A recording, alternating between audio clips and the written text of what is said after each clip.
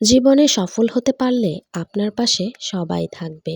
আর যদি আপনি জীবনে সফল হতে না পারেন তাহলে আপনার পাশে কেউ থাকবে না, একমাত্র আল্লাহ ছাড়া। সবসময় চেষ্টা করতে হবে পরিস্থিতির সাথে মানিয়ে চলা।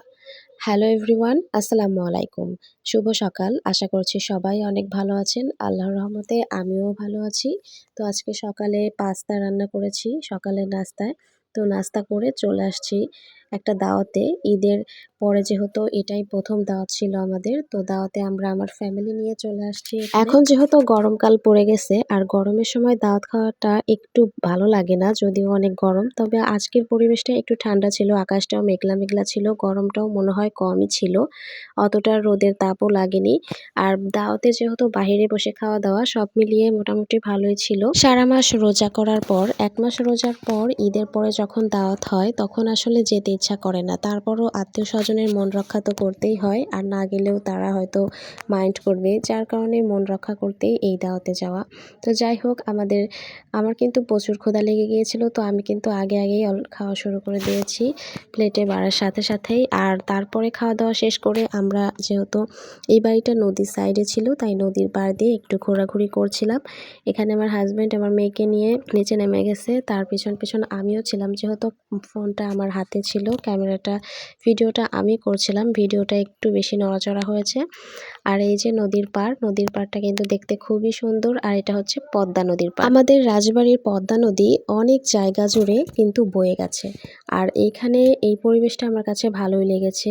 আর এটা যেহেতু রাজবাড়ির গোদার বাজার দিয়ে শুরু হয়েছে, এই জায়গাটা অনেক দূর পর্যন্ত দেখা যাচ্ছে। তো আমার মেয়ে কিন্তু খুবই দুষ্টামি করছিল। ও হাতটা ছাড়তে চাইছিল, ওর বাবা ওর হাতটা ছাড়বে না। আর হাত ছেড়ে দিলেই মেয়ে দুষ্টামি করে দৌড় দিয়ে ওদিকে চলে যাবে। সবসময় শুধু দুষ্টুমি করে।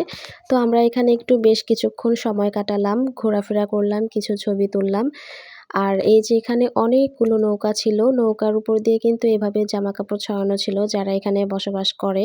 আর এখানে অনেকগুলো নৌকা ছিল, মানে ছবি তোলার মতো মোটামুটি ভালোই পরিবেশ ছিল। কিন্তু আমরা তেমন বেশি একটা ছবি তুলতে পারিনি, যেহেতু বাচ্চা নিয়ে এসেছি। অনেকটা ঝামেলা হয়, বাচ্চা তো ছোটাছুটি দৌড়াদৌড়ি করবে এটাই স্বাভাবিক। আর এখানে একটা ভাসমান হসপিটাল ছিল। এই হসপিটালের নাম ছিল হচ্ছে জীবনতরী। তো আমি কিন্তু এরকম জীবনতরী ভাসমান হসপিটাল আগে কখনো দেখিনি, আজকেই ১ম দেখলাম। তো ভালোই লাগলো, সব মিলিয়ে পরিবেশটাও অনেক সুন্দর ছিল। এই জায়গাটাতে আমরা প্রায় ১ ঘন্টার মতো সময় কাটিয়েছি। আর এখানে বিকাল যত হচ্ছিল আস্তে আস্তে মানুষের ভিড়ও কিন্তু বাড়ছিল। মানুষ এখানে আসে, এই অনেকটা জায়গা জুড়ে যেহেতু সবাই এখানে আসে ছবি তুলে। অনেক সময় দেখা যায় যে মানে বিয়ের বউ বর সবাই কিন্তু এসে এখানে ছবি তুলে ফটোশুট করে। তাছাড়া নদীর পাড়ে ঘুরতে আসলে এমনিতেই কিন্তু সবার মনই ভালো হয়ে যায়, যতই মন খারাপ থাকুক না কেন। তো আজকের ভিডিওটি এ পর্যন্তই শেয়ার করলাম। সবাই ভালো থাকবেন। আল্লাহ হাফেজ।